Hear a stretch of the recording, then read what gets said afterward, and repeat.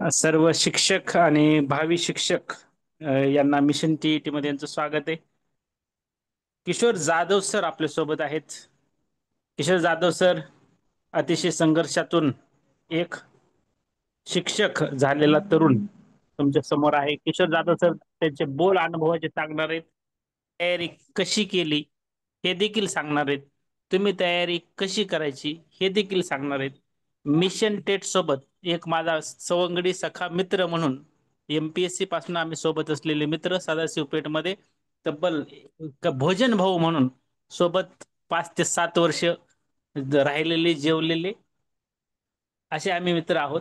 तर किशोर जाधव सरांचा परिचय देखील ते देतील आणि त्यांना काही प्रश्न विचारायचे असले तुम्ही चॅट बॉक्स मध्ये प्रश्न देखील टाकाल. किशोर जाधव सर देखील आपल्याला मिशन टीआयटीच्या ग्रुपला मराठीचं त्यांना शक्य होईल तेवढे free free free live sessions घेणार आहेत आणि अगदी फ्री. एकही रुपयाचं मानधन ते आपल्याकडून घेणार नाहीत त्यासाठी.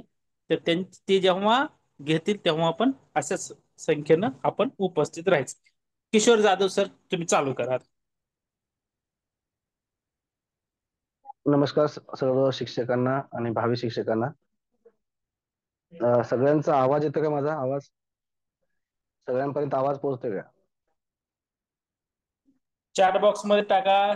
पोस्टर असेल तर यस यस यस टाकायचं. यस येते.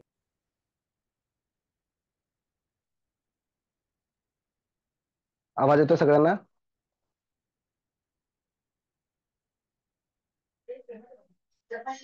सर चॅट बॉक्स थोडस चेक करा. मला चॅट बॉक्स चेक करता वेळेस प्रॉब्लेम येत आहे नेटवर्कचा. ओके ओके काय काय अडचण नाही. हे आवाज सगळ्यांना येतोय व्यवस्थित येतोय. तुम्ही कंटिन्यू करा.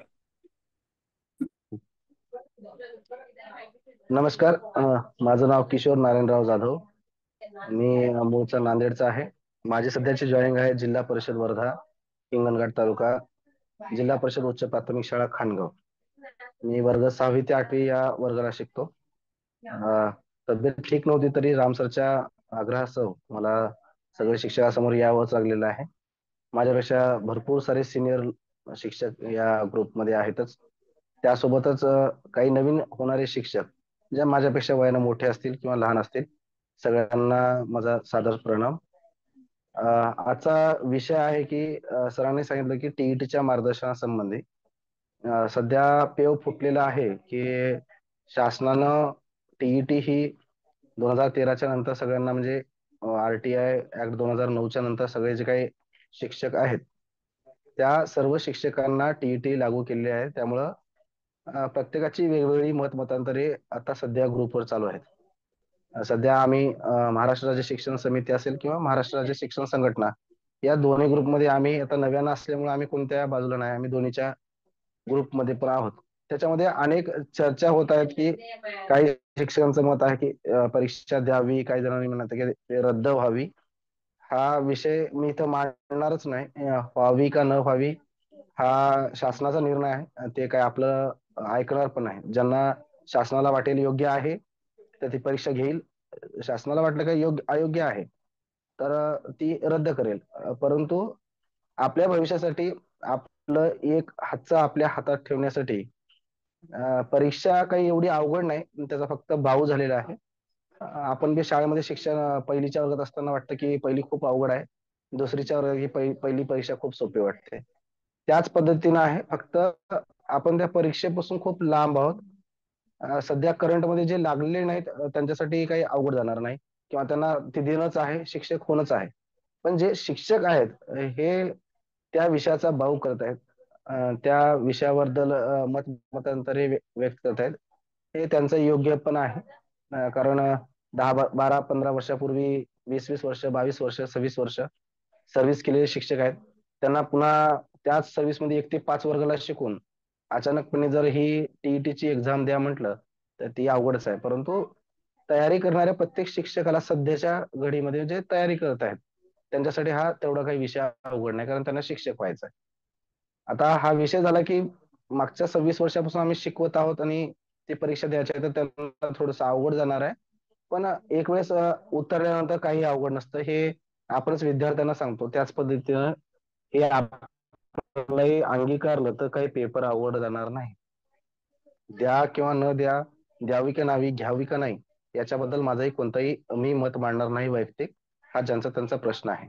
परंतु 150 मार्काची परीक्षा, 150 मिनिटं हे आपल्याकडे दिलेले आहेत आणि त्याचा प्रॉस्पेक्ट वाचताना कालच महाराष्ट्र राज्य शिक्षण परिषदेने जाहीर केलेले आहे की आपली टीईटी एक्झाम हा 23 नोव्हेंबरला होणार आहे. तर आता याच्यामध्ये बरेच जणांच्या मागण्या चालू आहे की वर्षभरातून टीईटी एकच वेळेस होते, तर 2 वर्षाची आड दिलेली आहे तर ते 4 वेळेस घेण्यात यावी 2 वर्षामध्ये.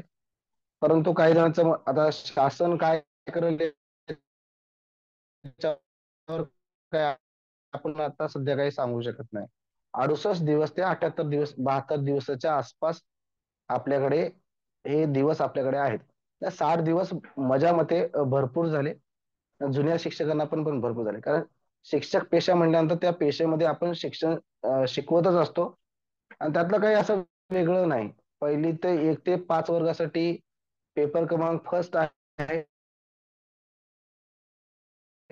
त्याच्यामध्ये काही विषय वेगळे नाहीत. मराठी हा लेकरांना जे शिकवतो बेरीज गुणाकार वजाबाकी, ते आपण साध्या पद्धतीनं म्हणजे टाइम देऊन सोडवतो. आता विद्यार्थ्यांना शिकवताना टाइम देऊनच सोडवावं लागते, एवढ्या स्पीडनं आपण सोडवू शकत नाही.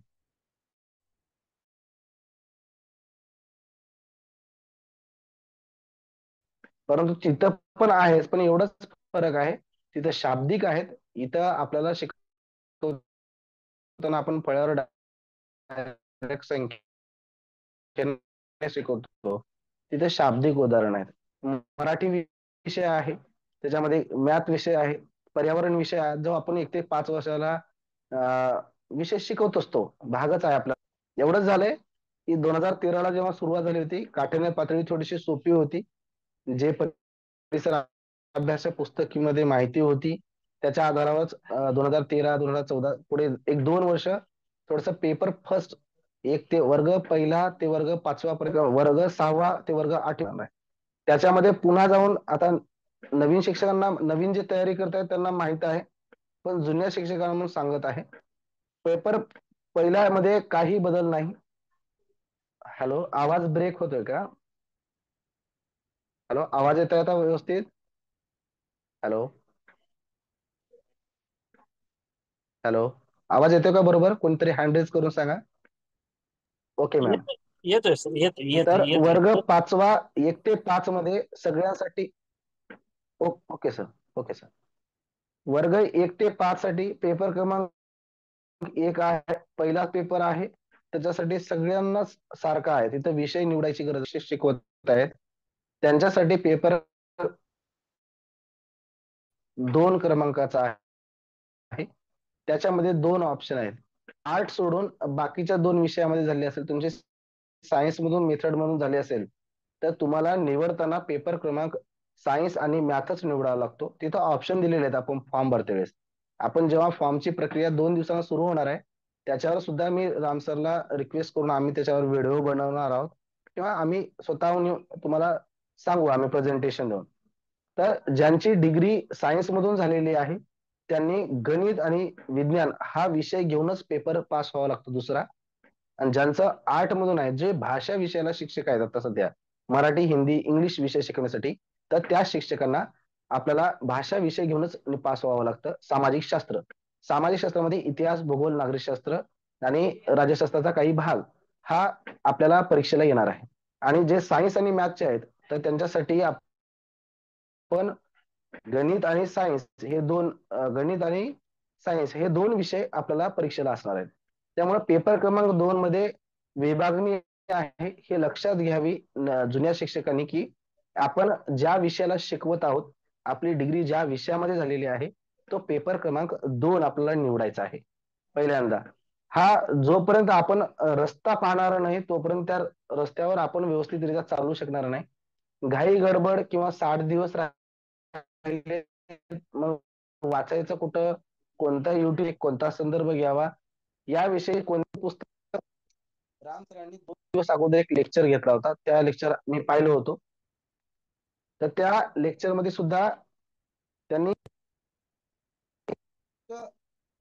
पुस्तकं, सगळ्यात पहिल्यांदा आपण जो रस्ता चालणार आहोत तो रस्ता पाहणी आहे. तर मार्केटमध्ये जे काही आता आपल्याकडे सगळ्यात मोठा गुरु आपण विद्यार्थ्यांनाही सांगत असतो, आता मी शिक्षक झालेला आहे, मी सांगत आहे, किंवा आम्ही 10-12 वर्ष अगोदर एमपीएससी प्रिपरेशन केलेलं आहे.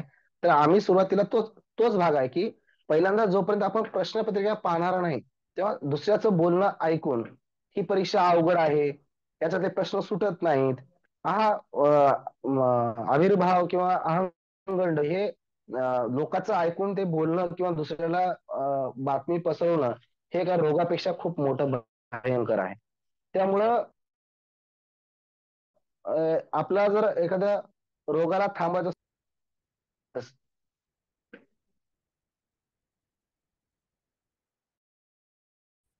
नाही, आर्ट्स मधून जर पदवी असेल तर तुमची पदवीचा विषयच निवडावा लागतो मॅडम. तुम्ही कोणत्या वर्गाला शिक्षक होणार आहे त्याच्यावर अवलंबून आहे. 11वी 12वीचा मॅटर करत नाही, तुमची डिग्री ज्या विषयामध्ये झालेली आहे. जर तुम्ही वर्ग पहिल्यास 1 ते 5 साठी पात्र होणार असाल, पहिल्यांदा माझा विषय क्लिअर होऊ द्या. याच्यामध्ये काही नवीन शिक्षक आहेत जे जिल्हा परिषदला रुजू आहेत, त्यांना परीक्षा द्यायची आहे, तर त्यांना पहिल्यांदा क्लिअर करू द्या. तुमचे प्रश्न मी सगळ्यांचे घेणारच आहे. तर विषय कोणता निवडायचा, कसा निवडायचा, तोच भाग सांगत आहे. मी 12वी पर्यंत तुमचं आर्ट होतं का कॉमर्स होतं, मी याच्याशी काही संबंध नाही शिक्षक होण्यासाठी. तुमचा प्रश्न आहे डिग्रीला गेल्यानंतर तुम्ही जो बीएससी कोणी केले असेल किंवा बीकॉम केलेला असेल किंवा बीए केलेला असेल, मी त्याच्या संदर्भात बोलत आहे. जर तुम्ही बीए ही डिग्री घेऊन पास केले असाल, तर तुम्हाला पेपर निवडता सेकंड पेपरमध्ये तुम्हाला सामाजिक शास्त्र हाच विषय निवडावा लागतो. जर तुमची डिग्री बीएससी किंवा झाली असेल, सायन्स फॅकल्टी मधून झाली असेल, किंवा तर तुम्हाला निवडताना हा ऑप्शन तिथं आपल्याला गणित आणि विज्ञान या दोन विषयाला आपल्याला तिथं टिक करावा लागतो. तो एकच विषय असतो, गणित आणि विज्ञान, त्याला फक्त आपल्याला टिक करायचं असतं. तीन तीन ऑप्शन अवेलेबल असतात आपल्या तिथं. त्या तिन्हीपैकी आपल्याला तो विषय आपल्याला निवडायचा आहे. तर हा पेपरच्या बाबतीमध्ये पहिल्यांदा प्रश्नपत्रिका आपल्याजवळ सगळ्यांजवळ अवेलेबल आहे. 2013 पासून टीईटीचे पेपर अवेलेबल आहेत. जर आपल्याला वेबसाईटवरून उपलब्ध होत असतील तर तुम्ही वेबसाईटवरून उपलब्ध करून घ्या, झेरॉक्स मारा, घरी ठेवा. डिग्री घेतली नसेल तर तुमचं फक्त डीएड असेल तर तुम्ही 1 ते 5 साठी पात्र असाल, 6 ते 8 साठी पात्र नाही आपण. समोर सांगताना पेपर आपल्याला पहिल्यांदा मार्केटमधून खरेदी करायचे आणि पेपरमध्ये मार्केट करून घेऊन आपल्याला पहिलं पाहायचं आहे. त्याच्यामध्ये असं वेगळं किंवा अवघड असं कोणताही भाग नाही. त्याच्यामध्ये मराठी आहे, जी आपण 1 ते 5 वर्गाला शिकवतो. आता थोडंसं ग्रामर 1 ते 5 वर्गाला आपण बरेच शिक्षक शिकवत नाहीत, परंतु आपल्याला एवढेही समज नाही की बा पहिलीच्या लेकरांना नाम म्हणजे काय, सर्वनाम म्हणजे काय. आता नाम म्हणजे काय, तर प्राणी, वस्तू, पदार्थ, जी काही वस्तू आहे कोणत्याही वस्तूला आपण नाव दिले असते, त्याला नाव म्हणून तर आपण लहान लेकरांना पण सांगतो. मग एखादं वाक्य दिलं असेल की मी आणि ती शाळेला गेली, मी आणि तो मिळून शाळेला गेलो, तर आता ह्या वाक्यामध्ये मी आणि तो हा नाम नाही, हे तुम्हाला त्या जुनियर शिक्षक असेल किंवा नवीन तर काय अभ्यास करून सोडवतील, पण जुनियर शिक्षकांना वाटतं की हे एवढं मोठं ग्रामर आम्ही कुठून पाठ करायचं. एकदम साधं सोपं आहे आणि तुमच्या साध्या भाषेमध्ये, म्हणजे प्रमाणित भाषा म्हणण्यापेक्षा आमच्या गावठी भाषेमध्ये आम्हाला जे समजून सांगता येईल तुम्हाला खालच्या लोनपर्यंत, ज्या तुम्ही विभागातले असाल, ज्या शिक्षक जिथून जिथून शिक्षक जॉईन झालेले आहेत, तर तुम्ही आम्ही विचारू शकता तुम्हाला ते भाषा. आता मी परिचितच आहे, मी पुण्याच्या भागात पण राहिलेला आहे, लातूरला राहिलेला आहे, गडचिरोलीला माझं डीएड झालेलं आहे, आता वर्ध्यामध्ये नोकरी करत आहे. तर सगळीकडल्या भाषा आसपास मला कोणत्या शब्दाला काय शब्द म्हणतात हे बऱ्याच प्रमाणात आता माहीत झालेले आहे. त्यामुळं त्या वाक्यामधून छोटे छोटे शाळा हा तर नाम आहे, हे ठिकाणाला दिलेले नाव आहे, तर आपण अंडरलाईन तो नाम ओळखू शकतो. अशाच प्रकारचे प्रश्न आहेत. वाटलंच तुम्हाला तर खूप अवघड आहे असं वाटत असेल, तर एखादं स्कॉलरशिप, ते 5वीचा स्कॉलरशिप किंवा 8वीचा स्कॉलरशिप हा खूप हाय झाला, पण 5वीचा स्कॉलरशिप निदान पेपर काढून पहा. त्याचा मराठीचा जो शिक्षण भाग आहे, तो शिक्षण भाग मराठीचा व्यवस्थितरित्या वाचा. त्याच्यात प्रश्न जर तुम्हाला सोडवता आले, तर टीईटी मधल्या मराठीचा भाग जो आपला 25-30 मार्काचा आहे, तो आपण इझीरित्या सोडू शकतो. त्याच्यामध्ये 5 मार्काला आपला पॅसेज आहे. आता पॅसेज सोडवणं हा खूप काही मोठा कठीण भाग, डोंगरा एवढा नाही की त्याचा बाऊ करावा, की खूप अवघड असते, खूप अवघड असते. फक्त एवढीच मर्यादा आहे की आपल्याला टाइमची मर्यादा असल्यामुळं आपल्याला ती गोष्ट थोडीशी स्पीडने घ्यावी लागते. आणि परीक्षेमध्ये विद्यार्थी तोच हुशार असतो, अभ्यास केलेलाच हुशार होतो असं नाही. प्रत्येकाची बुद्धी ही वेगवेगळ्या पद्धतीने चालते. बरेच जण असे आहेत की आपला 150 मार्कापैकी का कॅटेगरीमध्ये जो फॉर्म भरणार आहे त्याला 90 मार्क कंपल्सरी आहे. म्हणजे 91 मार्क तुम्हाला पडावं लागतात, तिकडे 83 मार्क तुम्हाला पडायला लागतात. तुम्ही सेफ झोन मध्ये आहे. बाकीच्या आता ओपन मला 83 मार्क घेणं आवश्यक आहे. म्हणजे 55% मर्यादा मग कास्टसाठी ओपनसाठी 60% मर्यादा. 150 मार्काचे 60%, 90 होतात. 150 मार्काचे 55% हे 83 मार्क होतात. तर आपल्याला तेवढे मार्क घेणं सफिशियंट आहे.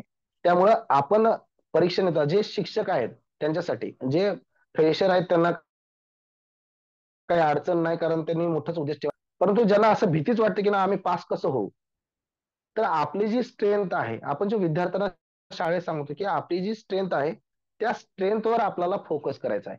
जर आता मराठी हा विषय 30 मार्काला असेल तर आपल्याला त्याच्यामध्ये किती मार्क उचलायचे आहेत? त्याच्यामध्ये तुम्हाला पुन्हा 2 लँग्वेज निवडायचे असतात, की तुम्हाला मराठी हिंदी निवडायचे आहे का, मराठी इंग्लिश निवडायचे आहे का, हिंदी मराठी निवडायचे आहे. त्या लँग्वेजमध्ये जे 2 लँग्वेज आहेत, ह्या 2 लँग्वेजचा आपल्याला फायदा होणार आहे. ज्यांना इंग्लिश चांगलं जमतं, 1 ते 5ला शिकवतात असे काही जुने शिक्षक आहेत, ज्यांना अनुभवत आहे आम्ही, की 1 ते 5ला शिकवतात, खूप जुने आहेत, शिकवतात पण वर्गामध्ये. हे स्वतः अनुभवले, आमचा स्वतः मुख्याध्यापक शिकवतात आणि पहिलीच्या लेकरांना सुद्धा शब्द वाचायला 4 महिन्यामध्ये त्यांनी शिकवलेले आहे. त्यामुळं मी नाव घेऊ इच्छित नाही, परंतु असे भरपूर सारे शिक्षक, रिटायरमेंट झालेले शिक्षक सुद्धा,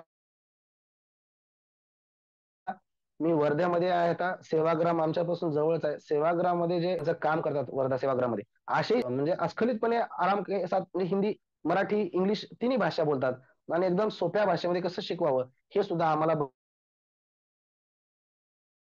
बरेच वेळेस धडे दिलेले आहेत. त्यामुळं जुने जे शिक्षक आहेत ते इंग्लिश निवडा. जर तुम्हाला इंग्लिश आवडत वाटत असतं, मराठी हिंदी निवडा.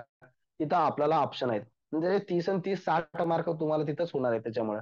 त्याच्यामध्ये बालमानसशास्त्राचा विचार करता, आता बालमानसशास्त्राचा हा डी मध्ये शिकलेला भाग आहे. खूप मागे जावं लागतं. आपल्याला काही उपपत्त्या आहेत, त्या उपपत्त्या आपल्याला पाठ कराव्या लागतात.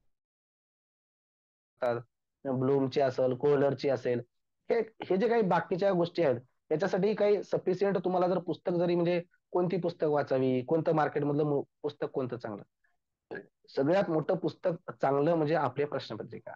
पाठीमागच्या प्रिव्हियस इयरच्या जेवढ्या काही झालेल्या प्रश्नपत्रिका आहेत तेवढ्या प्रश्नपत्रिका काढून प्रत्येक बालमानसशास्त्राचे प्रत्येक इयरचे आपण बालमानसशास्त्राच्या पुस्तकामध्ये एखादं जर आपण एकत्र आपण त्याचं काढून जर अनालिसिस केलं किंवा त्याला समजून घेतलं तर अतिशय सोप्या पद्धतीने प्रश्न विचारलेले आहेत. काही प्रश्न ते सगळेच्या सगळे काही उपपत्तीवर राहणार आहेत, सगळेचे सगळे काही इसवी सन विचारणार नाहीत. त्याच्यामध्ये पण काठिण्य पातळी ठरलेली आहे.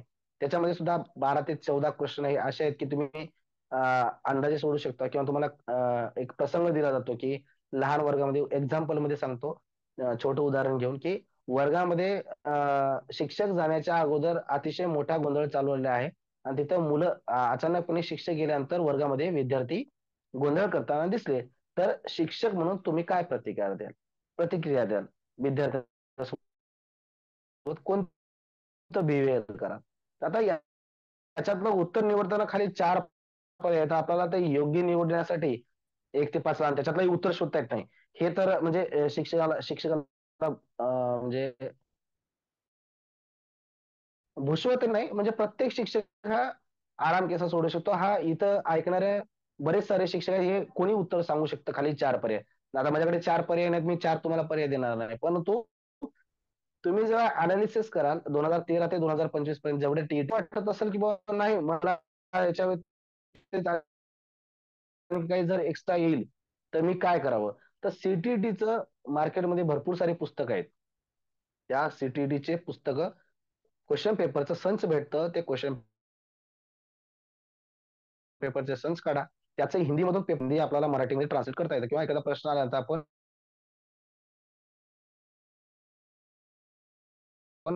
ते टॅकल करू शकतो. तर हिंदीच्या प्रश्नपत्रिका आणि टीईटीच्या ह्या दोन्हीचे एकत्र घेऊन जर तुम्ही व्यवस्थितरित्या वाचलात तर तुम्ही आराम केला. आपण इथं सगळे विषय घेऊन आपण तिथं शिकवलं जाणारच आहे. मॅथ्स शिकवलं जाणार आहे, सायन्स शिकवलं जाणार आहे, मराठी शिकवलं जाणार आहे आणि मॅथ्स सुद्धा शिकवलं जाणार आहे. म्हणजे या 4-5 विषयाचा परिसर अभ्यास असेल तुम्हाला, तो पण सुद्धा भाग घेतला जाणार आहे. सध्या कालच्या पुस्तकामध्ये सरांनी सांगितलं होतं की गणेश कड नावाचं काहीतरी पुस्तक होतं, बरोबर आहे का सर? हॅलो राम सर, आवाज येतोय? हा सर, गणेश कड म्यूट सरकड असते सर. आपण आपण गणेश सर कड केलं असेल तर सरकड. तुम्हाला. येस येस येस, एक मिनिट हा. गणेश कड सरकड हॅलो. आपण इंग्लिशला होतो आणि हॅलो सर, गणेश आवाज काळे. व्यवस्थित येत नाही तुमचा. पाऊस पाऊस आहे माझ्याकडे, पण गणेश काळे सर यांचं स्टेट बोर्ड ठोकळा आहे.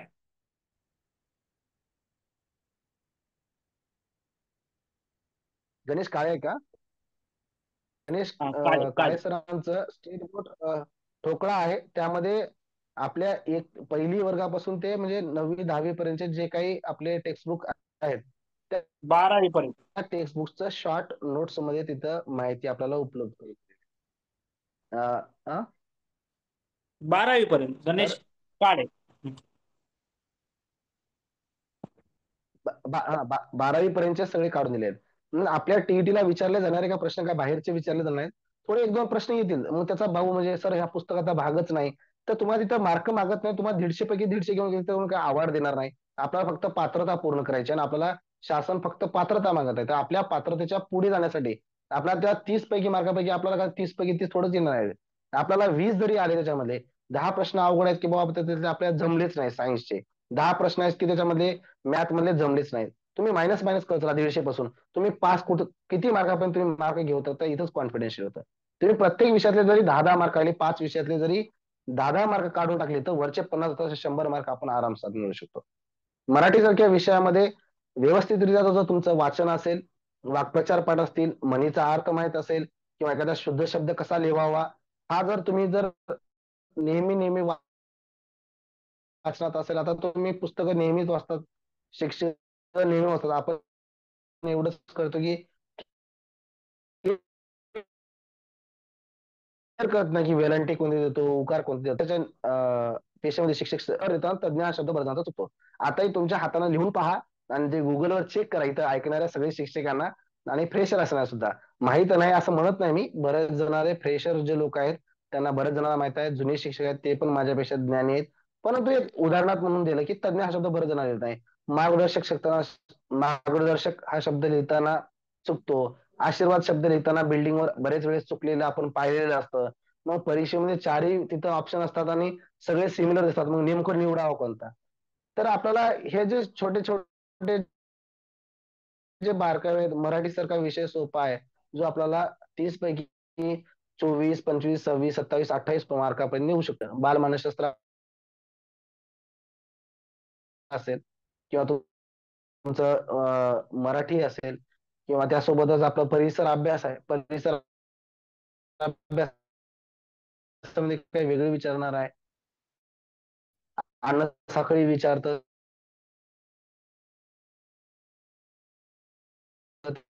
त्या अन्न साखळीची आपल्याला माहितच आहे की कोण कोणावर नसतो, कोण कोणाचे प्राथमिक गटावर कोण आहे, दुय्यम पातळीवर कोण आहे, ही परीक्षेमध्ये आपल्या पुस्तकामध्ये त्याच्यामुळे अतिशय छोटे छोटे भाग आहेत जे आपल्याला सहजरित्या आपण लक्षात ठेवू. परंतु अचानकपणे कधीतरी असं वाटतं की खूप अवघड कंडिशन आहे, परंतु ही अशी एवढी काही अवघड कंडिशन नाही. आम्ही स्वतः अनुभवलेले आहे आणि आता आम्ही जे शाळेवर शिकवतो ते पण शिक्षक म्हणतात की सर तुम्ही पास होणार, आता काय त्यापेक्षा त्यांची उच्च बुद्धिमत्ता आहे आणि आहे ती मान्य करावं लागेल. आहे म्हणून शाळेमध्ये शिकवत आहेत, कोणत्याही शिक्षकावर डाऊट घेता येत नाही. तर ज्या त्या परिस्थितीमध्ये जो तो हा स्ट्रगल करूनच आलेला आहे. आम्ही आमच्या पातळीमध्ये स्ट्रगल केलो, ते त्यांच्या काळामध्ये स्ट्रगल केलेले आहे. परंतु मागचं शिक्षण आहे कसं झालं, पुस्तकामध्ये रॅकमध्ये पुस्तकं आहेत परंतु त्याच्यावर धूळ पडलेली आहे आणि त्याच्यावर झाकले गेलेले आहे. आपल्याला वाटतं की झाकलेल्या वर ठेवलेल्या वर जे काही झाकून ठेवलेले आहे आपण कव्हर, त्या कव्हरवरची धूळ पिऊनच आपण भीता की एवढी धूळ पुस्तकावर पण असेल का. पण ते कव्हर तर एक वेळेस काढून पहा, एक वेळेस कव्हर काढून तर कव्हरवर धूळ आहे, आतमध्ये जसं तसं पुस्तक आहे त्याच्यावर धूळ पडलेली नाही. प्रत्येकाच्या जुन्या शिक्षकास जरी असतील तरी विनंती आहे की घाबरून न जाता अतिशय साध्या आणि सोप्या भाषेमध्ये इथं रामसर सगळेजण आम्ही 4-5 जणांची जी टीम आहे ती सगळेजण आम्ही तुम्हाला मोफतपणे आम्ही सहकार्य करणार आहोत. आम्ही शिक्षक आहोत, तुम्ही शिक्षक आहोत. आम्ही शिक्षण सेवक असतानाही तुम्ही जे मोठ्या मनाने आम्हाला मदत करता त्यासाठी आम्ही मोठ्या मनाने तुमच्यापर्यंत येण्याचा प्रयत्न करत आहोत. आता बाकीचा राहिला जो टेस्टचा सर जर फीस ठेवलेली आहे ती टेस्टची फीस तर द्यायला नाही, कारण पेपर काढणं आणि ते पुन्हा गुगल मार्गदर्शन आहे किंवा जे काही लेक्चर राहणार आहेत ते इंग्लिशचा सुद्धा ग्रामर तुम्हाला इझिरित्या शिकणार आहे. तुमच्याकडे सोपी भाषा आहे बघा. तुम्ही जर परीक्षेला निवडताना मराठी आणि हिंदी जर या दोन विषय घेतले तर 30 आणि 30 60 मार्क आहेत. तर हिंदी ही सगळ्यांना चांगलं समजते आणि मराठी सुद्धा चांगल्या रीत्या समजते. त्या 60 पैकी तुम्ही, कारण गणिताला वेळ सोडायला आपल्याला पुरत नाही हे मला मान्य आहे. 20 वर्ष नोकरी केल्यानंतर ते एवढ्या मोठ्या हार्ड कटिंग पातळीचे गणित सोडवणं खूप अवघड जातं. हे हे पण मान्य करतो आणि हे शासनालाही माहित आहे. आणि शिक्षक बसणार आहेत म्हणजे थोडीशी काठिण्य पातळी कमी करेल असा आपण अंदाज बघू. परंतु आपण तयारी करतानाच हार्डपणे जर 30 60 आणि बालमानसशास्त्र हे 30 90 त्या 90 मार्कापैकी आपण जर मिनिमम याच्याकडून 65 मार्क किंवा 60 65 ते, सॉरी सर, नेटवर्कचा प्रॉब्लेम आहे. माझ्याकडे वायफाय जिओ टोंगलचा आहे, परंतु त्याच्यात आता येतोय का आवाज बरोबर सांगा. हॅलो. हॅलो. आवाज येतोय सर, पण मध्ये मध्ये ब्रेक होतोय कारण की महाराष्ट्रभर सर्वत्र ढगाळ वातावरण हा आणि तर मी सुरू पाऊस आहे. करतो. तर कंटिन्यू सर. त्याच्यामुळे असं एवढं काही अवघड नाही. 30 तुम्ही लक्षात लिहून ठेवा, 30 मार्क मराठी.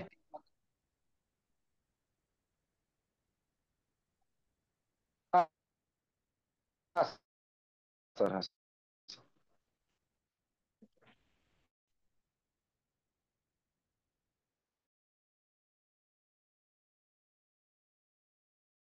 मी मी तरी पुन्हा पुन्हा घेते वेळेस वाक्य रिपीट घेत आहे, जरी अडकलं तरी ते 30 ते 60 मार्क आपलं फोकस असलं पाहिजे. मिनिमम आपले 60 90 मार्कापैकी मिनिमम आपण 60 ते 65 मार्कापर्यंत आपण पोहोचू शकतो. हे आपल्याला सेल्फ कॉन्फिडन्स स्वतःला घेणार आहे. कारण प्रत्येक विषयाचे जरी समजा बालमानसशास्त्राचे 10 प्रश्न अवघड आले असतील, 10 जर आपण सोडून दिले बालमानसशास्त्रातले, 10 मार्क मराठीतले सोडून दिले आणि 10 मार्क हिंदीतले सोडले, तर मिनिमम आपल्याला 60 मार्क तर पडले पाहिजे 90 मार्कापैकी. तर बाकीचे जे 30 मार्क आहेत ते आपल्याला 60 मार्कापैकी आपल्याला 30 निवडायचे आहे. आता आपण अंदाजे जरी पाहिले तरी गणित किती जरी अवघड आलं, मिनिमम 15 गणित तरी आराम सोडवतो, एवढे गणित सोपे असतात. काही प्रश्न आपण विदिन बघितल्या बघितल्या आपण अंदाजे सोडू शकतो. त्यामध्ये काही वहिवारीचे आहेत, किंवा मीना ही टीनापेक्षा उंच आहे, टीना ही लीनापेक्षा लहान आहे, ती ह्याच्यापेक्षा उंच आहे, तर त्या दोघा म्हणजे टीना आणि मीनाचं त्याच्यापैकी दोघांपैकी कोण उंच आहे ओळखून आपण अंदाजेपणे ते ओळखू शकतो की कोण कोणापेक्षा उंच आहे. मग 30च्या 30 गणित अवघड राहणार नाही त्याच्यामध्ये. त्याच्यामध्ये मिनिमम काठिण्य पातळीनुसार 8 ते 9 गणित 9 सोपे असतील. तर आपल्याला मिनिमम आपण 14 15 पकडू आणि बाकीचे जे 15 पैकी आपण जर डोळे झाकून जरी गोल केले तर कमीत कमी आपलं नशिबानं एक 4 लागणार नाहीत का. तर 17 18 मार्कापर्यंत गणिताला जाणं काही अवघड नाही. आणि मराठी सारख्या विषयाला 22 24, हिंदी विषयासारख्या विषयाला 22 24 हे जर आपण घेतलो तर आपण सहज आपण 65च्या आसपास. एबीसीडी प्रश्नसंच असतो, पण प्रश्न मागे पुढे असतात, बाकीचं काही फरक नसतं. प्रश्नपत्रिका सेम असते, फक्त प्रश्न क्रमांक 1 जर मराठी ए वाल्याला असेल, प्रश्न क्रमांक मराठी सुरुवातीला असेल, तर बी वाल्याला हिंदी विषय किंवा बालमानसशास्त्र स्टार्टिंगला सुरुवात होतो. एबीसीडी पॅटर्न असतो, परंतु मागे पुढे प्रश्न असतात. प्रश्न सगळ्यांचे सारखे असतात, उत्तरही खाली पर्याय पण सारखेच असतात, फक्त पर्यायाचे एखाद्या वेळेस बदलू पण शकतात, परंतु प्रश्न सगळ्यांकडे सारखेच असणार आहेत. त्यामुळं कोणी घाबरून न जाता त्याचा आव न घेता, आता सध्या चर्चा आपण पेपर सोडवावा पेपर द्यावा का नाही यापेक्षा पेपर रद्द कसा करावा याच्यातून आपण वाचता कसा येईल, किती दिवस वाचणार आहे, आज ना उद्या ती बारी येणारच आहे. त्याच्यामुळं आपण समजा शासनानं रद्द जरी केलं शिक्षकांसाठी, तरी काय एवढी काय म्हणजे हे नाही की म्हणजे झालं तर होणार, रद्द होणार असेल तर ते आनंदाची बातमी आहे. समजा नाहीच झाली आणि आपण जर ह्या चर्चेत अडकून बसू की नाही, आता काही जण म्हणतात की फॉर्मच भरायचा नाही, परीक्षाचा विषयच काढायचा नाही, मग ह्या जर अशा गोष्टीमध्ये जर आपण बाकीच्या चर्चेमध्ये घुसलो तर हे 60 दिवस आपले कधी निघून गेले कळणार नाही. मग शासन जर निर्णय नाही बदललं तर मग पुढच्या वर्षीच्या टीईटीची वाट बघत बसावं लागेल किंवा सीटीटीची वाट बघत बसावं लागेल आपल्याला. तोपर्यंत आपल्या हातातून निघून जाईल. त्यामुळे जोपर्यंत साप आहे तोपर्यंत लाट्या मारायचं चान्स आपल्याकडे आहे. त्यामुळे 60 दिवस आहेत आपल्यामुळं.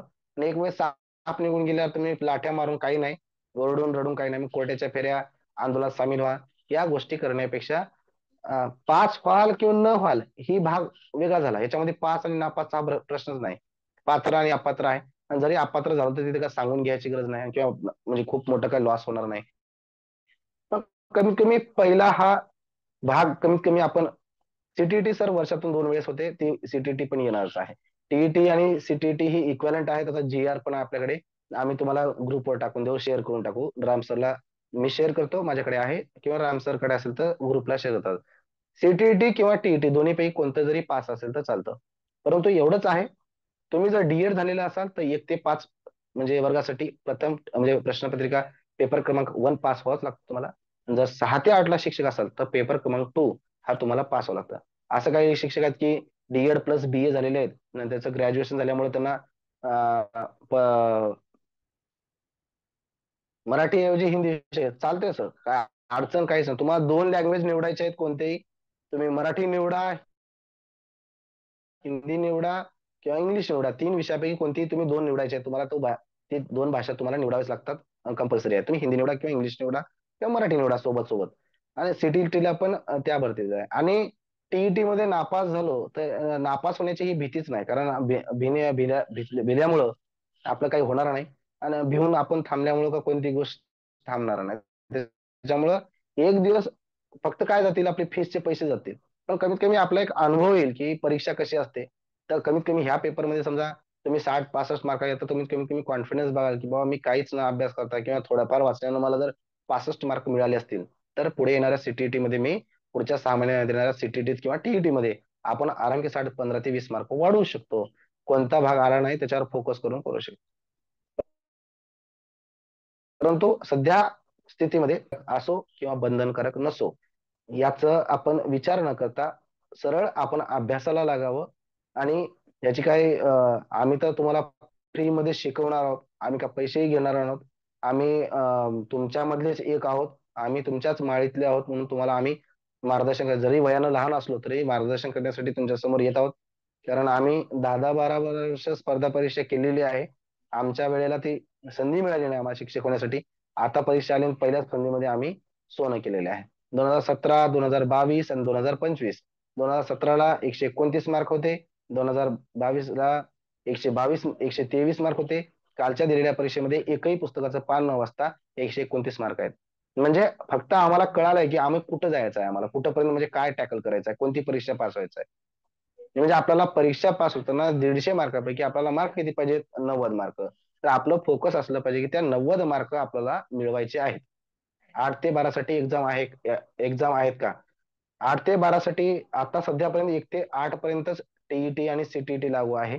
परंतु सेंट्रल गव्हर्नमेंट सीटीईटीनं आता नवीन मी अशामध्ये एक बातमी कानावर आली की सीटीटी 1 पेपर, सीटीटी 2 पेपर आणि सीटीटी 3 पेपर हा येणार आहे 9 ते 12 साठी. सीटीटी क्रमांक 3 साठी पेपर आणणार आहे. आणि जेव्हा केंद्रामध्ये लागू होतं तेव्हा सरळ सरळ आपलं राज्य सरकार सुद्धा 9वी ते 12वीच्या शिक्षकांसाठी सुद्धा लागू करणार आहे. त्याच्यामुळं धोक्याची पातळी घेण्याच्या ऐवजी जर आपण आता हळूहळू कासव गतीने चाललो तर आपण विनर होऊ शकतो. त्यामुळं कोणतीही म्हणजे अहंगड बांगडता किंवा लोक काय करतायत चर्चेमध्ये, कारण चर्चेमध्ये जेव्हा सामील होतो तेव्हा मतमतांतरे प्रत्येकानं आपापल्या बुद्धीनं मांडतं. कोणाच्या घरामध्ये 2 शिक्षक आहेत, नवरा बायको शिक्षक आहेत, कोणी एकच शिक्षक आहे. ज्यांनी दोन दोन आहे, नवरा पण आहे बायको पण आहे, ते दोघे रिटायरमेंट घेतले तरी 2 वर्षानंतर त्यांना काय फरक पडणार नाही, किंवा एखाद्याची नोकरी गेली तरी काही फरक पडणार नाही. त्यांनी 20-20, 25-25 वर्ष केलेले आहेत. त्यामुळे ज्याच्या घरामध्ये एकच शिक्षक आहे, बाबा आपली फॅमिली आपल्या शिक्षकावर आहे, तर आपली जबाबदारी आपण आपलं कर्तव्य पण आहे. आणि शिक्षक म्हणून इमानदारी पेशेनं जसं आपण विद्यार्थ्यांना ओरडवून सांगतो, समजावून सांगतो, प्रेमानं सांगतो, त्याचप्रमाणे ज्यांचे फक्त डीएड आहे त्यांना पेपर 2 देता येतो का? येतो. जर ग्रॅज्युएशन असेल तर तुम्हाला देता येतो. ग्रॅज्युएशन असेल तर तुम्हाला दुसरा सुद्धा देऊन ठेवू शकता, कारण कदाचित तुमचं पदवीधर शिक्षक म्हणून सुद्धा समोर जाऊन प्रमोशन होऊ शकतं. त्याच्यामुळे पुढची पेपर पास करून ठेवला तरी काही अडचण होणार नाही. माझं बीए इंग्लिश झालं आहे. इंग्लिश झालं तरी तुम्हाला सर अडचण येत नाही. तुम्ही भाषा सामाजिक शास्त्र निवडू शकता तुम्ही. ज्यांचे म्हणजे बीए झालेले आहेत त्यांनी सामाजिक शास्त्र हा सरळ सरळ निवडू शकता. फक्त सायन्स फॅकल्टी वाल्यांसाठी गणित आणि विज्ञान घेणं हे कंपल्सरी आहे. कारण उद्या चालून आमची जेव्हा आमची कागदपत्र टीईटी 2 प्रयत्नात पास होणे आवश्यक आहे का? आता सध्या तरी त्यांनी सांगताना पद्मिनी मॅडम त्यांनी तर सांगितलेलं आहे की 2 अटेम्प्ट म्हणजे 2 वर्षामध्ये जे परीक्षा होतील तेवढ्यामध्ये तुम्ही पास करा. ती तारीख एक्सटेंड होईल का होणार नाही? 2 वर्षाच्या ऐवजी 4 वर्ष करतील का करणार नाहीत? हे मी सांगू शकत नाही. ते सरकार आहे. सरकार जे आहे ते ते जे करतील ते आपल्याला ऐकावंच लागणार आहे. कारण 2013 पासून सूचना काढत आहेत. 2013 2016 वाढली, 2016 2019 पर्यंत वाढवलं. 19 आता पुन्हा आता अचानक सर्वोच्च न्यायालयातून ऑर्डर आला. त्याच्यामुळे हे धाबे दणाणलेले आहेत. सरकार 2013 पासूनच सांगत आहे की तुम्ही पास व्हा, पास व्हा. म्हणजे एवढंच होतं की जुन्या शिक्षकांना नव्हतं. आता यांनी म्हणजे बरंच म्हणण्यापेक्षा मला पण सुद्धा त्या सर्वोच्च न्यायालयाच्या निकालामध्ये रिट पिटिशन मध्ये जे दाखल केले आहे त्याच्यामध्ये की कोणत्या शिक्षकाला नेमकं लागलं आहे हे आणखी काही नक्की कळालं नाही किंवा जे कोणी म्हणतंय की 2013च्या अगोदरच्या शिक्षकांना द्यायची गरज नाही. कोणी म्हणते की 2013च्या पुढच्या पासून द्यायचं आहे.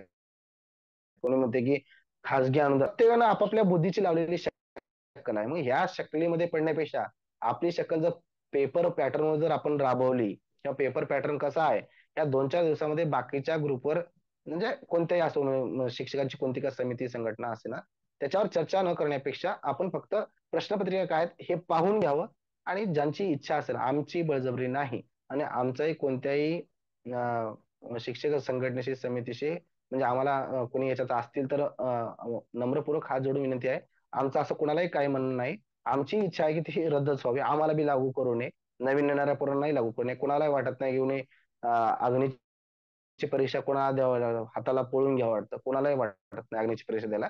परंतु जर समजा आलंच तर ते देण्यासाठी आपण तयार सुद्धा असलं पाहिजे. त्यासाठी आम्ही तुमच्यासाठी राम सरच्या माध्यमातून आम्ही सगळेजण शिक्षक म्हणजे शिक्षक होण्याच्या अगोदर सगळेजण एमपीएससी केलेली आहे. त्याच्यामुळं आम्ही तुम्हाला सोप्यात सोपं 90 मार्कापर्यंत पोहोचण्यासाठी कोणता मार्ग निवडला पाहिजे आम्ही तुम्हाला 150च्या 150 मार्क घ्या म्हणून कोणी म्हणत नाही शासन पण म्हणत नाही शासनाच पात्रता लावलेली आहे.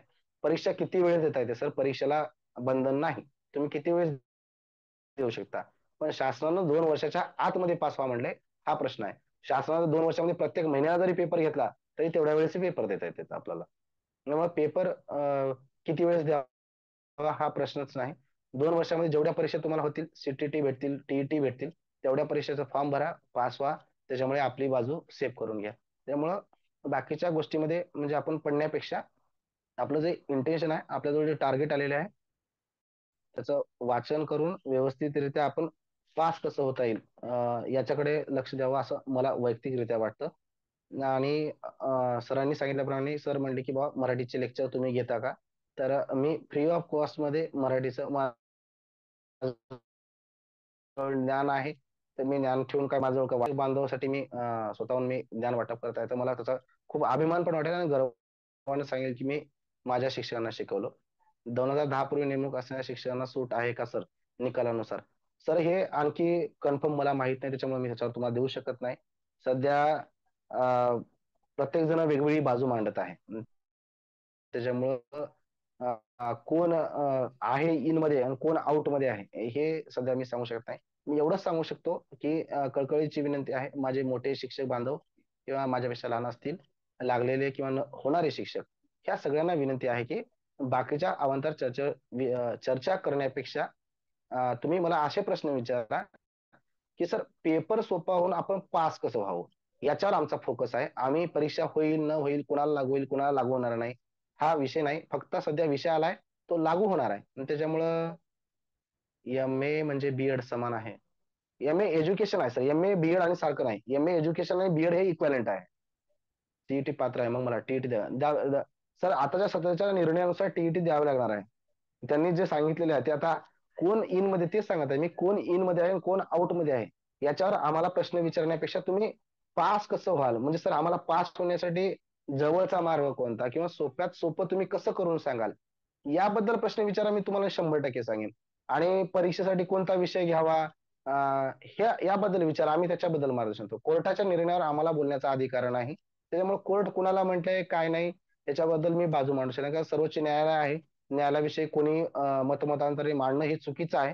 त्यांचा जे निर्णय आहे ते फक्त आपण निर्णय मान्य करू शकतो, आपण त्याला नकार देऊ शकत नाही. त्याच्यावर चर्चा घडवणं ही ऑनलाईनचं माध्यम पण नाही. आपण फक्त पास होणं, सर माझं हिंदी चॅट बॉक्स मध्ये प्रश्न आहे, मी एखादा प्रश्न घेतो, मी सांगलेली माहिती कदाचित समजली असेल किंवा थोडस स्पीड न झाले असेल, थोडीशी तब्येत ठीक नसल्यामुळं आणखी पुन्हा आम्ही तुमच्यासाठी येऊ. सर माझं हिंदी स्पेशल आहे बीएड ला, तर टीईटी पेपरला मराठी हिंदी अं,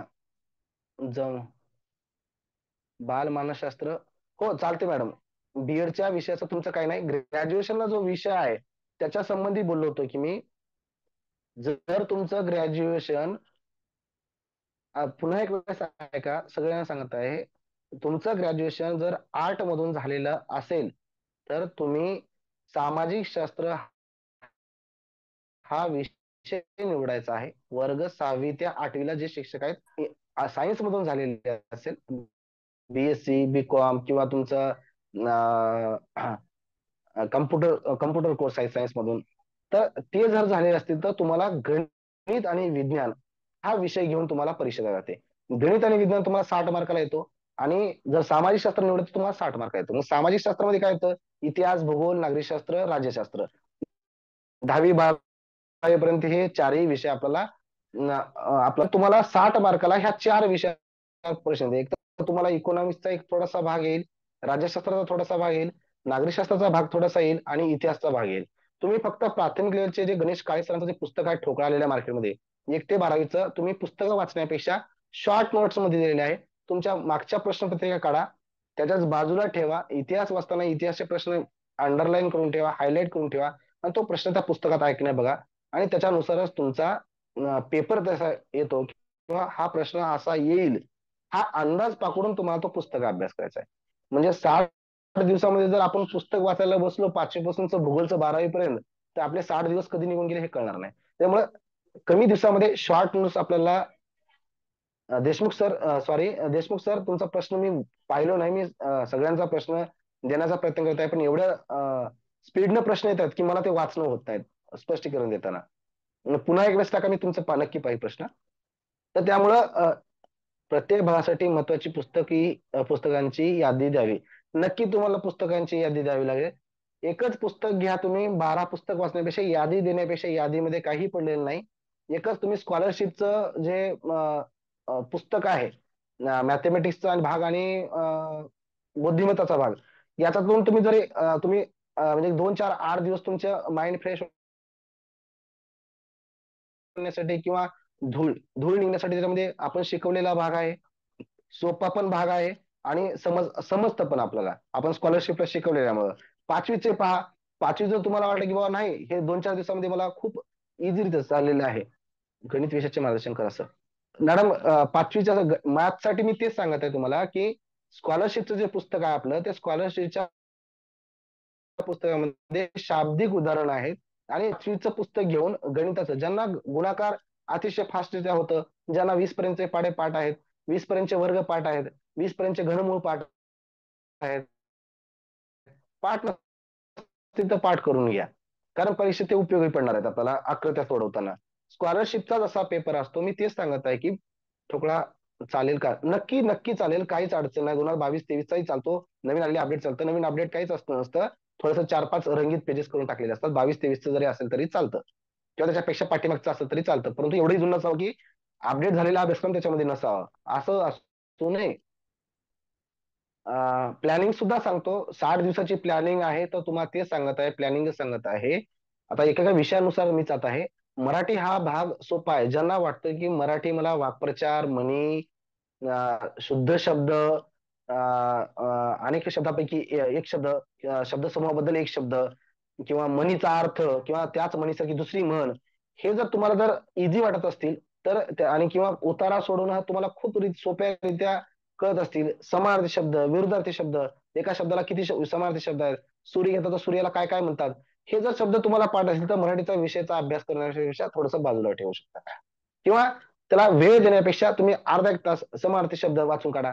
पाठ जरी नाही झालं तुमच्या डोळ्यात, कमीत निदान आपल्या त्या डोळ्याखालून जरी गेले तरी चालेल, परंतु कमी कमी एक वेळ समानार्थी शब्द विरुद्धार्थी शब्द वाक्प्रचार म्हणी बाळासाहेब शिंदेचं उत्तम पुस्तक आहे, मराठीचं एक पुस्तक घेऊन घ्या बाळासाहेब शिंदे सरांचं मार्केटमध्ये. ते आपल्या परीक्षेसाठी भरपूर आहे. बाकी वाळंबे सरांचं पुस्तक आहे, परंतु भाषा त्याला कमीत कमी 5 ते 6 वेळेस वाचावं लागतं. मला वाटतं त्याच्यापेक्षा वाळंबे सरांचं पुस्तक तर कशासाठी वाचा, की वाळंबे सरांचं पुस्तक हा ऑथेंटिक आहे.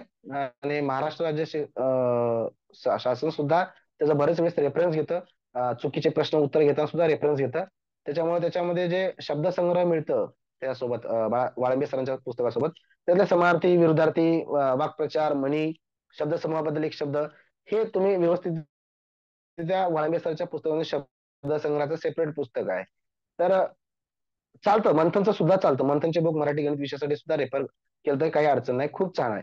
तुम्ही जे गणित तुम्हाला वाटतं की जे पुस्तक तुमच्याजवळ अवेलेबल आहे, मार्केटमध्ये अवेलेबल आहे, तुमच्या जवळ सध्या जे अवेलेबल आहे ते 8 ते 10 दिवस तुम्ही सुरू तर करा. म्हणजे ज्यांचा कमीत कमी हाताखालून गुणाकार जाऊ द्या ना तुमच्या. दोन गुणाकार, भागाकार, बेरीज, वजाबाकी, हातचेची, आपल्याला जेवढं स्पीडनं सोडवता येतं. हो सांगतो, सब्जेक्ट सिलेक्शन बद्दल सांगतो मॅडम. मी विषयानुसार चालू आहे, तुम्हाला शेवटी शेवटी जाताना तेवढं सांगू, फक्त विषयानुसार मी प्लॅनिंग सांगत आहे आणि पुस्तकं सांगत आहे. तेवढं झाल्यानंतर मी तुम्हाला शेवटी जाता जाता आणि तेवढं एक ठेवेन मुद्दा, की विषय कोणता निवडावा. तर मराठी विषयाचं चालू होतं, तर आपण वाळंबे सरांचं शब्द म्हणजे पुस्तक जर खरेदी केलं तर त्यासोबत शब्दसंग्रह येतं. हॅलो.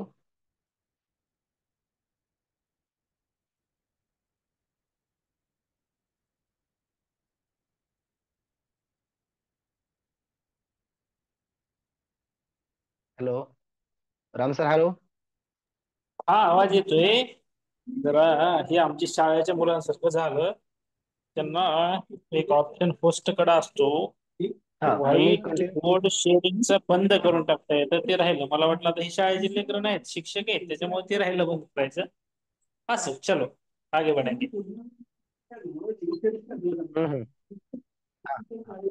Okay sir. तर मराठी विषयाबद्दल चालू होतं, की मराठी विषयाचं पुस्तकं भरपूर सारे घेऊ नका. वाळंबे सरचं पुस्तक खरेदी करा, त्यासोबत शब्दसंग्रह येतं. तेवढे शब्दसंग्रह वाचून काढा आणि बाळासाहेब शिंदेचं पुस्तक घ्या. कारण प्रत्येक चॅप्टर झाल्यानंतर त्याच्या पाठीमागच्या साईडला प्रश्न आहेत. तर आपण वाचलेला भाग हा मागच्या प्रश्नाचे उत्तर जर सोडवता आली तुम्हाला, तर व्यवस्थितरित्या कव्हर होतं.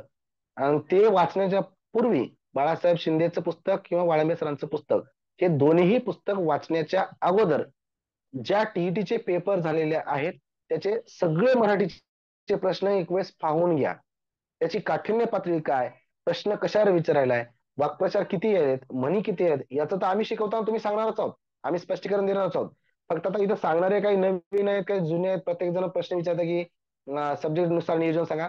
फक्त नियोजन सांगणं चालू आहे. जेव्हा मी उभं टाकेन शिकवायला, तर तुम्हाला आम्ही स्वतः सांगू की वाक्प्रचार किती प्रश्न येतात, शब्दसंग्रह, परंतु हे पॅटर्न ठरलेलं नसतं. त्याच्यामुळं ह्या अशा गोष्टी सांगण्यापेक्षा आपण सरसकट सगळेच पुस्तक वाचून काढले, विषय संपला. आम्ही शिकवताना तुम्हाला सगळं जे काही सांगता येईल तेवढं मी तुम्हाला. हा सर, मी थोडंसं स्पीड होत आहे मी सांगताना. व्हिडिओ खूप लांब होत आहे, त्याच्यामुळे थोडंसं स्पीडनं सांगत आहे. तर त्याला तुम्ही डाउनलोड, हा व्हिडिओ तुम्हाला शेअर होणार आहे, तर थोडंसं त्याला कमी स्पीड करून तुम्ही नंतर पाहू शकता. मला 5 विषय घेऊन पुढे जायचं आहे. तर त्यामुळं मराठी विषयाचा हा एक भाग झाला, की पहिल्यांदा प्रश्नपत्रिका मागचे प्रिव्हियस इयरचे सगळे काढायचे आहेत. आणि आम्ही तुम्हाला पीडीएफ नसेल तर पीडीएफ सुद्धा उपलब्ध करून देऊ.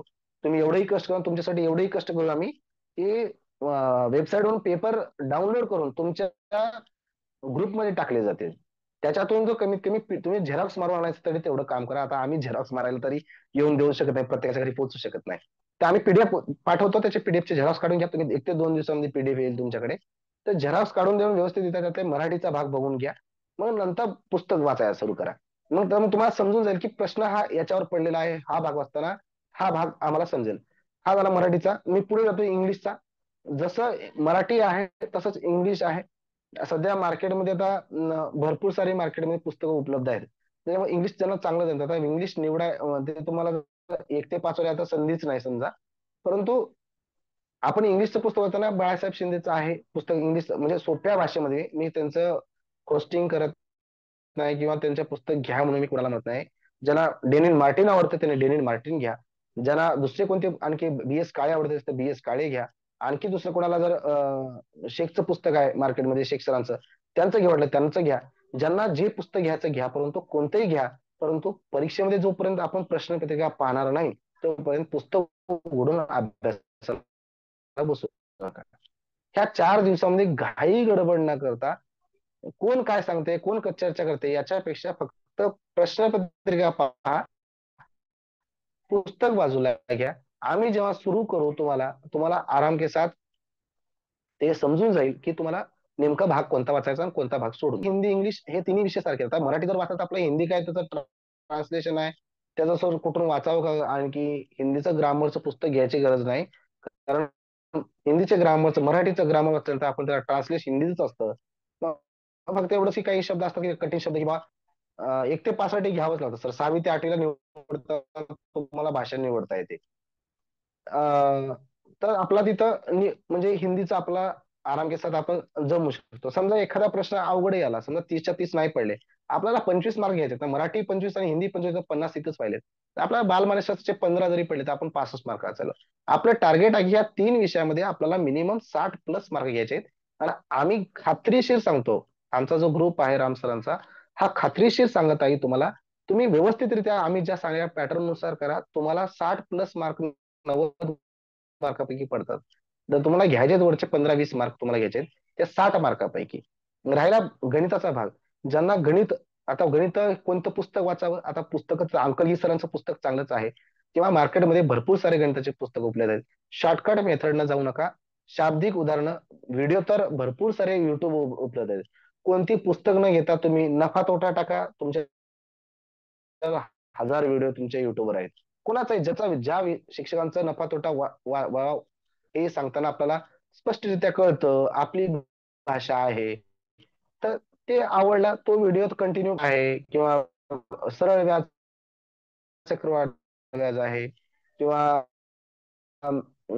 काळ काम वेग आहे, हे जे छोटे छोटे चॅप्टर आहेत किंवा त्याच्यामध्ये वर्ग घनमूळ आहेत, तर ह्या प्रकारचे जे काही प्रश्न आहेत तर आपल्याला पुस्तकातून वाचायचे आहेत. त्याच्यापेक्षा बेस्ट म्हणजे सुरुवात करताना पुस्तक कोणतं वाचावं म्हणून जर विचारलं तर मी पहिलं प्रेफरन्स देईल की आपल्या स्कॉलरशिपचं 5वीचं पुस्तक आणि 8वीचं स्कॉलरशिपचं पुस्तक हे पहिल्यांदा वाचावं. क्रायटेरिया नाही कोणत्या विषयाला किती मार्क घ्यावा, हा क्रायटेरिया नाही. कोणत्या विषयामध्ये किती मार्क घ्या, परंतु कास्टला 83 मार्क, ओपनला 90+मार्क, 91 मार्क पाहिजे. क्रायटेरिया नाही ह्या विषयामध्ये एवढेच पडले पाहिजे असं सब्जेक्ट कॅटेगरी लावलेली नाही. ती लावल्यानंतर मग खूप मग आता म्हणता येईल की मग खूप पेपर अवघड आहे. आणखी ती लावली नाही, ती सिस्टीम फक्त बँकिंग मध्येच आहे, आपल्या ह्या परीक्षेमध्ये नाही. तर सगळ्यांना विनंती आहे. आणि बालमानसशास्त्राचं तुम्हाला सांगताना सांगितलं, बालमानसशास्त्राचे याच्यावर लेक्चर पण होणार आहेत. आणि तुम्हाला पाठीमागे सांगितलं की बालमानसशास्त्राचं डीएलचं जर पुस्तक कोणाकडे असेल, फडके प्रकाशनचं पुस्तक, विशेष करून फडके प्रकाशनचं जे पुस्तक आहे ते फडके प्रकाशनचं डीएड ला वापरलं जाणारं फडके प्रकाशनचं पुस्तक वाचा. ते अतिशय उत्तम राहील तुमच्यासाठी. 6वी ते 8 गणित विज्ञानासाठी कोणत्या वर्गापर्यंत पुस्तक वापरायचं, 12वी पर्यंत वापरावं लागते सर बापूराव सर. तुम्हाला पहिलीपासून 12वी पर्यंत सगळंच अभ्यास करावा लागणार आहे तिथं. सिलेबस जरी 10वी पर्यंत दिला असेल तरी आपल्याला 12वी पर्यंतची पुस्तकं वाचावं लागणार आहेत. आणि गणिताचा जो शिक्षक आहे तो गणित ऑब्विसली तुम्हाला गणित जमणारच आहे, त्याच्यामुळे तुम्हाला का अवघड जाणार नाही. पण जे शिक्षकी पेशेपासून बाहेर आहेत त्यांना अवघड जाणार आहे. आणि जे शिक्षकी पेशेमध्ये आहेत 6वी ते 8वीला गणित शिकून ते तुम्हाला पाठच आहे, तुम्ही मिनिमम तुमचे 50% प्रश्न तिथं सापडतील तुम्हाला, जे तुम्ही त्या ज्या मेथडनं शिकवता त्या मेथडनं. विद्यार्थ्यांना आपण सांगू शकतो तर आपण त्याच्यापेक्षा स्पीड शिकू म्हणजे उत्तर काढू शकतो. तर मार्केटमध्ये जे काही अवेलेबल पुस्तक आहे त्याच्या सुरुवात करण्यापेक्षा स्कॉलरशिपचं 5वीचं आणि 8वीचं घ्या. अंकलगी सरांचं बुद्धिमत्ता पण आहे आणि अंकगणित पण आहे. दोन्ही अंकलगी सरांचे पुस्तक वापरते चालतील. त्याच्या व्यतिरिक्त तुम्हाला जे बेटर वाटतील ते वापरा. याच्यापेक्षा पुस्तक नाही वापरू वाटलं की त्याच्यात वेळ घालायचा नाही, आपल्याला समजून घ्यायचा आहे. डायरेक्ट चॅप्टर वाईज जायचं आहे, नफा तोटा बघायचा आहे, मला नफा तोटा जमतो, विषय सोडून द्या. डायरेक्ट युट्यूबवर कोणतेही टाका. नाही, पेपर कंपल्सरी नाही, इंग्लिश पेपर कंपल्सरी नाही. तुम्हाला भाषा निवडायची संधी आहे इथं. पेपर फर्स्ट साठी प्रश्न जात आहे. तर पुढचा आहे राहिला कोणता, परिसरचा अभ्यासचा जो टप्पा आहे, तो परिसर अभ्यासचा टप्पा वाचताना आपल्याला 5वी पर्यंतचे पुस्तक वाचून चालणार नाही. तर परिसर अभ्यासासंबंधी आपल्याला प्रश्नपत्रिका पाहाव्या लागतील. काही प्रश्न म्हणजे परिसर अभ्यास तर वाचवून काढावा लागणार आहे, पहिली ते 4थी 5वी पर्यंतचे पुस्तकं. त्यानंतर काही भूगोलचे सुद्धा पुस्तकं वाचून काढणार नाही 1 ते 5 वाल्यांसाठी. सोपी पद्धत सांगत आहे योगेश सर, मी सोपी सांगत आहे. स्वाती मॅडम, बेसिक पासून तयारी करणं तर हे खूप आहे. फडके प्रशांतचे कोणते पुस्तक वाचायचे बोलले? फडके प्रशांतचं डीएड ला जे फडके प्रशांतचं पुस्तक आहे मॅडम, आता डीएड चालू आहे मार्केटमध्ये, फडके प्रशांतचं पुस्तक द्या म्हणा, बाल मानसशास्त्रचं. ते पुस्तक वापरा. माझ्या वेळेस मी दोन्ही तिन्ही पेपरला तेच वापरले. आमच्याजवळ तीन तीन सर्टिफिकेट आहेत, आम्ही पास झालेलेच आहे. आणि यावेळेस परीक्षा देणारच होतो आम्ही. त्यामुळं फडके प्रकाशनचं जे पुस्तक आहे ते मार्केटमध्ये गुलाबी रंगाचं पुस्तक आहे. आमच्या टाइमला गुलाबी, आता बदललं का नाही माहित नाही मला, पण आम्ही जेव्हा डीएड केलं तेव्हा गुलाबी रंगाचं फडके प्रकाशनचं पुस्तक होतं. अतिशय सुटसुटीत, सोपी भाषा आणि पॉईंट वाईज दिलेले आहे, त्याच्यामुळे वाचायला खूप सोपं आहे. बीएडचं जरी बालमानस तुमच्याजवळ असेल तर बीएडचं सुद्धा अवश्य वाचा, लातूर प्रकाशनचं पुस्तक बीएड ला वापरण्यासाठी. डीएडचं फडके प्रकाशन बीएड वाल्यांसाठी, लातूर प्रकाशनचं Hindi history which subject have to choose for second paper. Social science ma'am, जे सेकंड पेपरसाठी तुम्ही विचारला जो प्रश्न आहे, तो सामाजिक शास्त्र निवडायचं आहे तुम्हाला निवडताना. गणित आणि विज्ञान निवडायची गरज नाही, कारण तुम्हाला 60 मार्क. तर मग माझं बोलणं कंप्लीट होत्या. परिसर अभ्यासासाठी तुम्हाला वाचायचं आहे. ती भाग झाला परिसरचा अभ्यासचा. तुम्हाला 5वी पर्यंतचे पुस्तक वापरायचे आहेत. प्रश्नपत्रिका वाचायचे आहेत. मग त्या प्रश्नपत्रिकेनंतर आपण रेफरन्स बुक देऊ किंवा त्याचे नोट्स, मी तिथं नोट्स किंवा शिकवणारा शिक्षक जे या ग्रुपवर शिकवणार आहे, तो तुम्हाला तो भाग परिसर अभ्यासचा थोडासा हाय पातळीपर्यंत परिसर अभ्यास विचारत आहे सध्याच्या पातळीमध्ये, तर तिथपर्यंत आपल्याला अभ्यास करायचा आहे. शेवटी राहिला आता सामाजिक शास्त्राचा. तर 5वी पासून ते तुम्हाला 12वी पर्यंतचे इतिहास, भूगोल, नगरशास्त्र, अर्थशास्त्र हे विषय वाचून काढायचे आहेत. तिथं तुम्हाला 60 मार्क तुमच्या हातामध्ये आहेत. तर ते तुम्हाला व्यवस्थितरित्या तुम्हाला परिपूर्णपणे वाचायचे आहेत. त्याच्यामुळं भूगोलचं पुस्तक, इतिहासचं, भूगोल, अर्थशास्त्राचं सर तुम्ही 60 दिवसामध्ये एवढ्या सारं तुम्ही 5 मिनिटात सांगत आहे आणि वाचायचं एवढं सारं आहे, हे आम्ही समजू शकतो. गणेश काळे सरांच्या ठोक्यात प्रश्न आहेत का? प्रश्न नाहीत त्याच्यामध्ये, स्पष्टीकरण दिले म्हणजे शॉर्ट नोट्स काढलेले आहेत, जे तुम्हाला पुस्तक हे टाकत नाही सर. विषय आणि पुस्तकाची नावे तुम्हाला सांगत आहे मॅडम, तेच सांगत आहे की सर्वच विषय एकत्रीकरण केलेलं 6वी ते 8वीच्या शिक्षणासाठी, 1 ते 5च्या शिक्षणासाठी गणेश काळे सरांचं पुस्तक ठोकळा आहे.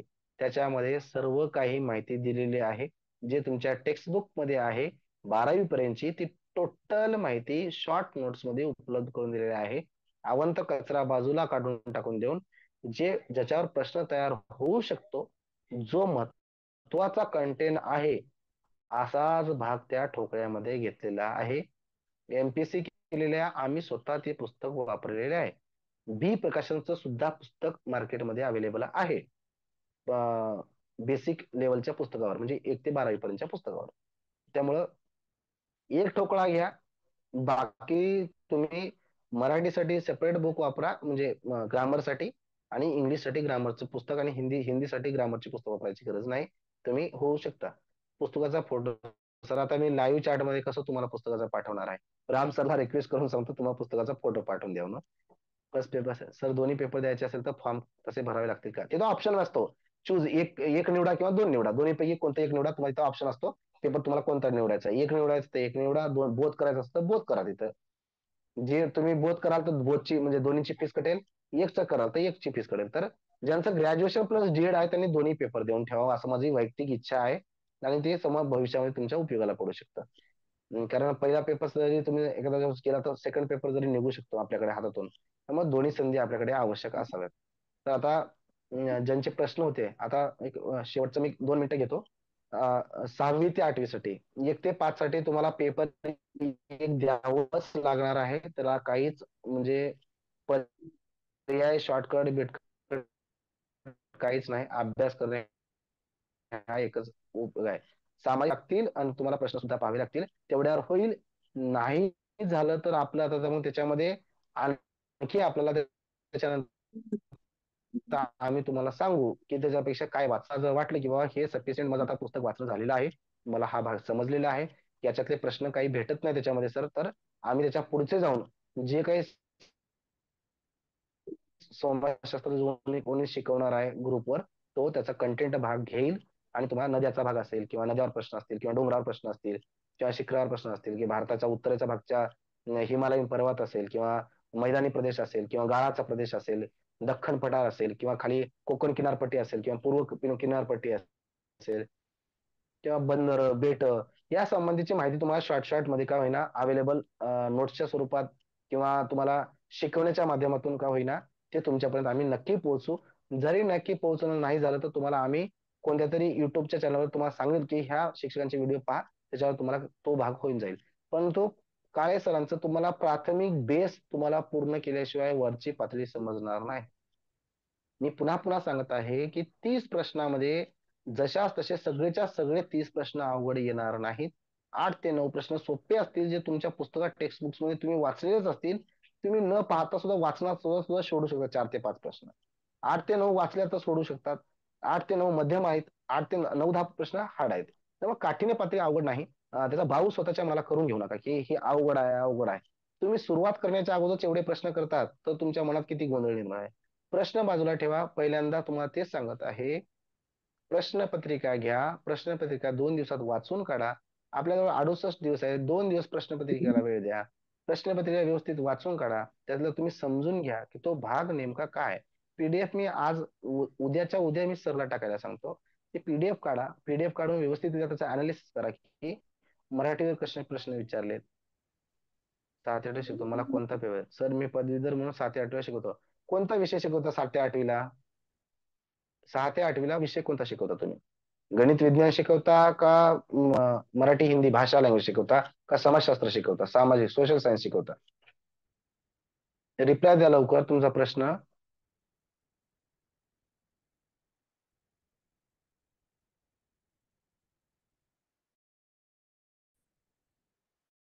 योगेश सर, सामाजिक शास्त्र सर. तर तुम्हाला सामाजिक शास्त्र विषय निवडा लागेल सर. तुम्हाला 60 मार्कापैकी 55 मार्क घेऊ शकता. फक्त तुम्हाला तेवढी तयारी ठेवावी लागेल. इंग्लिश ग्रामर साठी कोणते बुक चांगले चांगले आहे सर? ग्रामर साठी मॅडम मार्केटमध्ये भरपूर सारे आहे. तुम्हाला बाळासाहेब शिंदेची ही एकदम सोपी भाषा आहे म्हणून मी तुम्हाला रेफर करा म्हणते. बी एस काळेचा आहे, डेरेन मार्टिनचा आहे. तुम्हाला जे आणखी बी एस शेख सरांचं पुस्तक आहे. भरपूर सारे मार्केटमध्ये पुस्तक आहेत, पण मी सोप्यात सोपे जे आपल्या ग्रामीण भाषेमधून शिकवतात, सर पण शिकवतात बाळासाहेब शिंदेचं. आम्ही त्यांचे विद्यार्थी आहोत. मी होस्टिंग करत नाही त्यांचं, पुन्हा सांगत आहे. पण ते मराठीसाठी आणि इंग्लिशसाठी बाळासाहेब शिंदेचे पुस्तकं दोन्ही मार्केटमध्ये अवेलेबल आहेत, अपडेटेड आहेत, अतिशय सोपे आहेत. आणि त्याच्यात मी का वाचा म्हणतोय की बाकीच्या पुस्तकामध्ये चॅप्टर संपल्यानंतर प्रश्न नाही. बाळासाहेब शिंदे सरच्या पुस्तकामध्ये चॅप्टर, वर्णमाला चॅप्टर संपल्यानंतर लगेच मागे प्रश्न आहेत. आतापर्यंत परीक्षेमध्ये एमपीएससी असेल, सगळ्या परीक्षेचे प्रश्न त्याच्या पाठीमागे आहेत.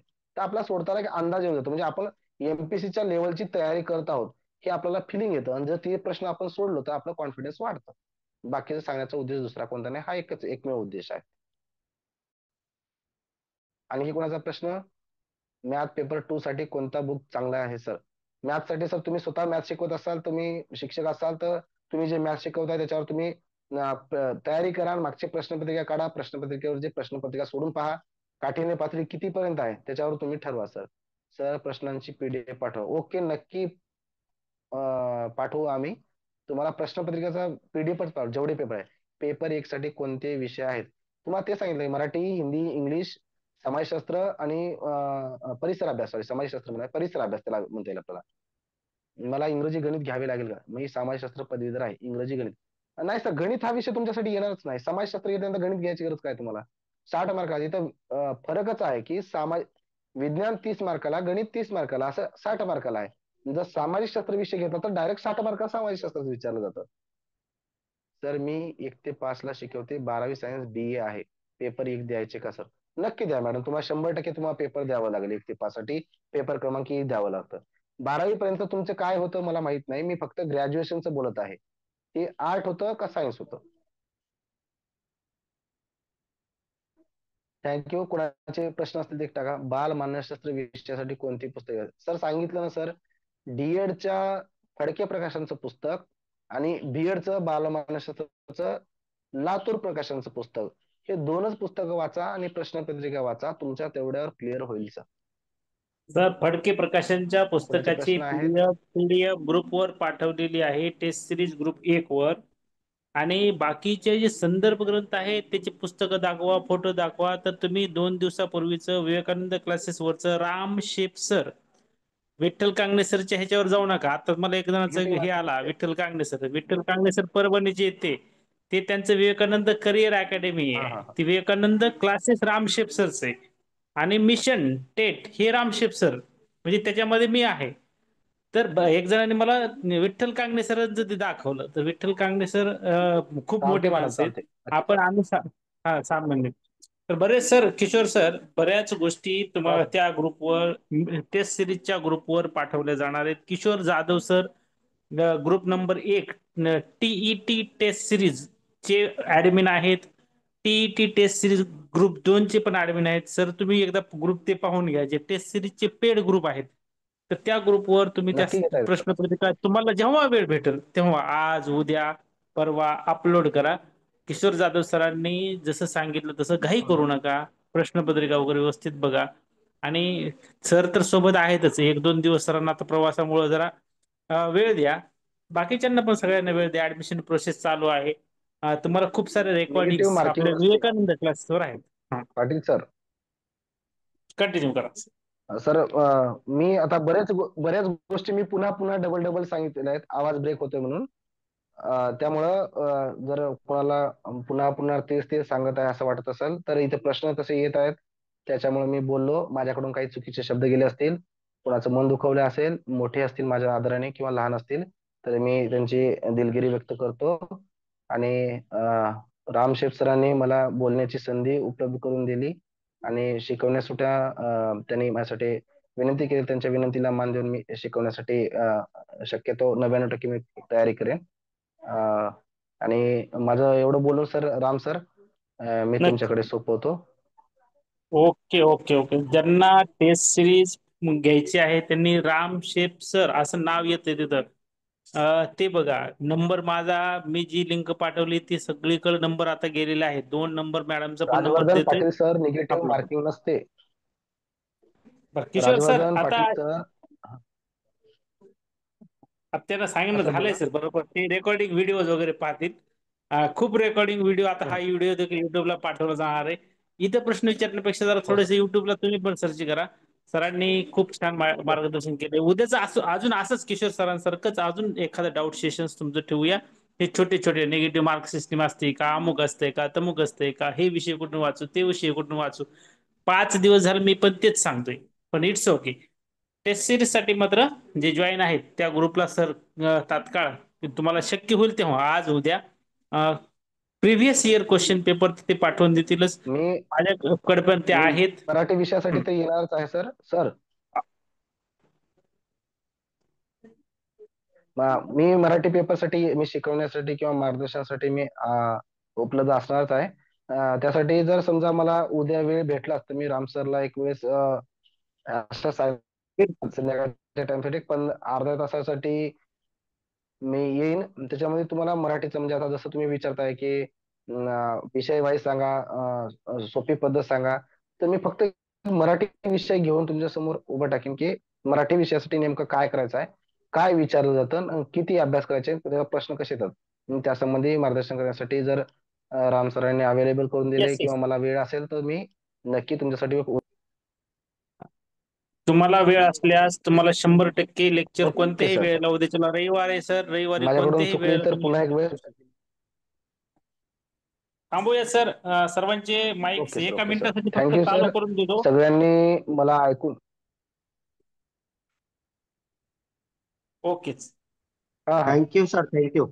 Okay thank you sir. सब्जेक्ट म्हणण्यासाठी, वाईज बाय मी बाय, जे सेफ, टेक केअर, गुड नाईट म्हणण्यासाठी माईक चालू करून दिलेत थँक सर्वांचे. यू. सर्वजण आपले माईक चालू करू शकतात. Thank you. Good night. Good night. उद्या केव्हा क्लास आहे सर? Good night sir. वेळ संध्याकाळीच गुड असेल, जरी दुपारी मॉर्निंग. असला तर तुम्हाला कळवलं गुड जाईल. नाईट. तसा मेसेज कळेल सर.